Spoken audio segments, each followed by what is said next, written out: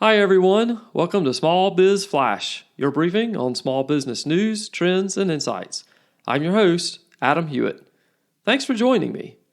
On today's episode, in addition to the news roundup, we're going to have a feature segment, and we'll be talking about how to use lead magnets to get on the radar of more prospects, and ultimately how to obtain their contact information. Lead magnets are popular because they work, and they can often be implemented with little cost. So that's coming up. But first, the news roundup.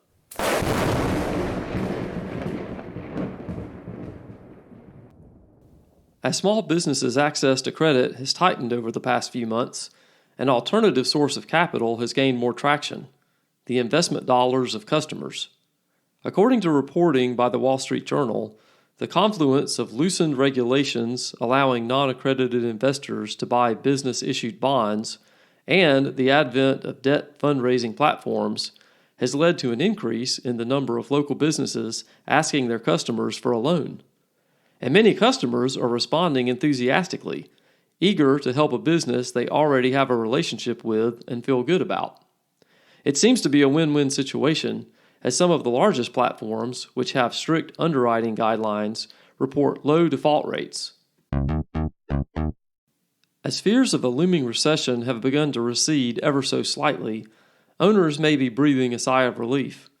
The June Small Business Optimism Index increased 1.6 points in June to 91.0, according to the National Federation of Independent Business. The index remains below the 49-year average of 98 for 18 months running, however. Owners expecting better business conditions over the next 6 months improved 10 points from May to a net negative 40%, 21 percentage points better than last June's reading of a net negative 61%.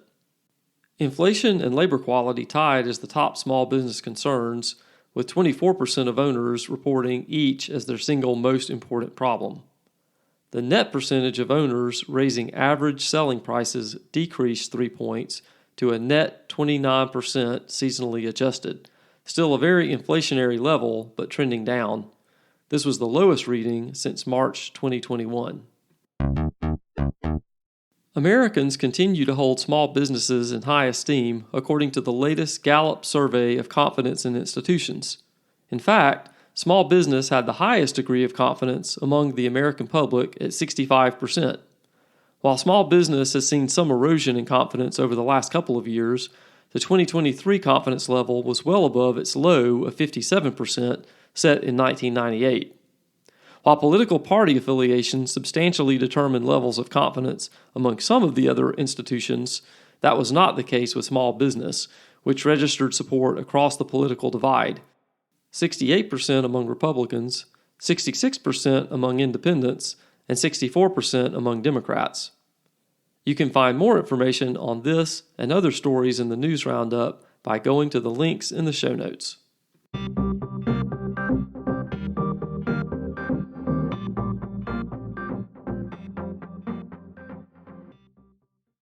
Small business owners, you need the pros at SBS Accounting and Advisors to keep your AP, AR, and financial statements on track.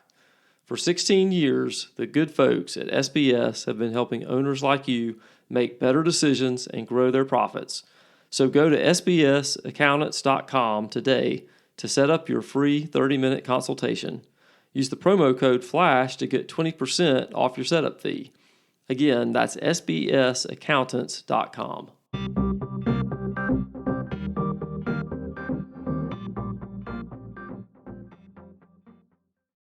So today we're going to dive into what are lead magnets and how can they help your business with getting more prospects. And look, every business wants more leads, wants more prospects, and you need to have a steady flow of prospects because not every prospect is going to convert into a customer, but you need to have multiple sources to get folks lined up at the door to potentially be customers. So lead magnets or lead generators are one way to do that. And they are popular because they're relatively easy and they're cheap.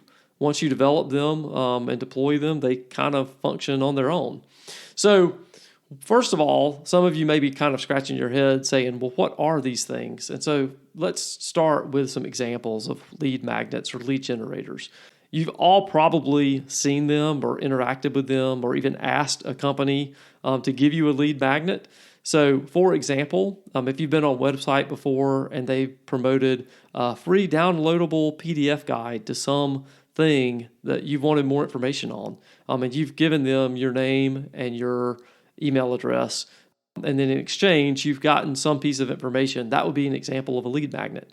So let's say that you own a financial planning firm. You could develop a PDF titled 3 Common Retirement Mistakes You Should Avoid. And then you could put that on your website and people could download that in exchange for giving you their email address. That would be an example of a lead magnet. Or let's say you're a landscaping company. You might develop a PDF with the title of 10 Best Native Plants for Your Yard.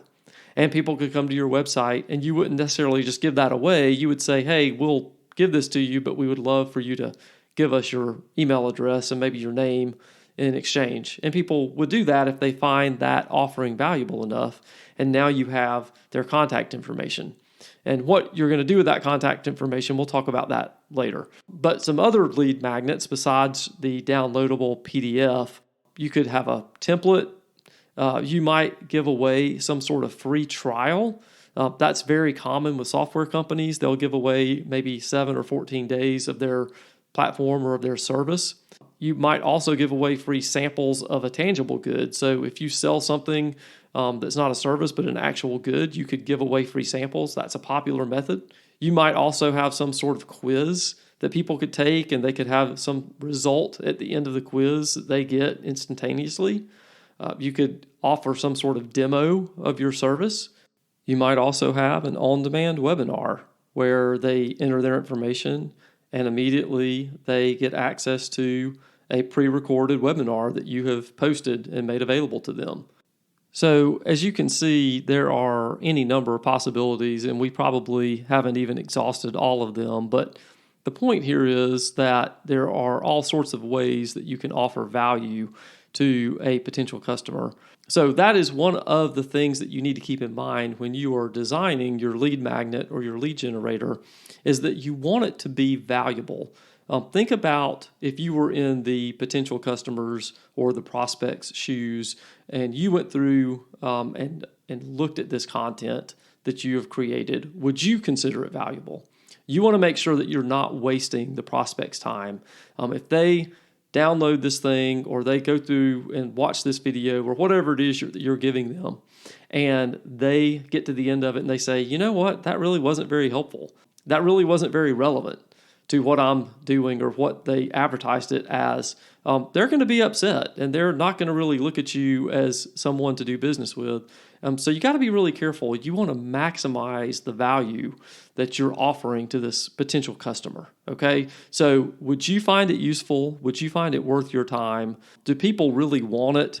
And, if they really are going to want it, and if they think it's going to be very helpful to them and their life and their problem, whatever issue you think your potential customer is having, then put it out there and share it with the public.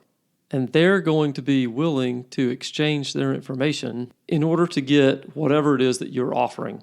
I would say be very generous with the amount of information that you give. Don't be stingy.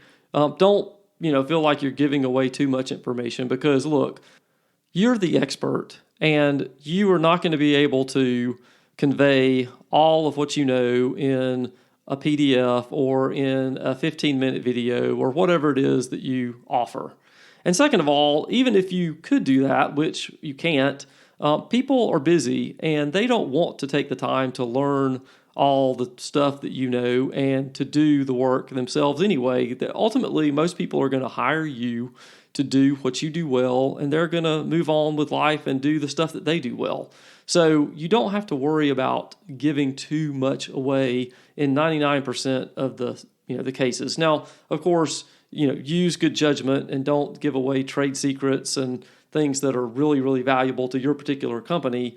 But most of the time, I would say err on the side of being generous with what you can offer to people. And they're going to know that you're being helpful. They're going to learn that you really are an expert in your craft and in your field. And that's going to make them probably more likely at the end of the day to give you a call and to try to do business with you.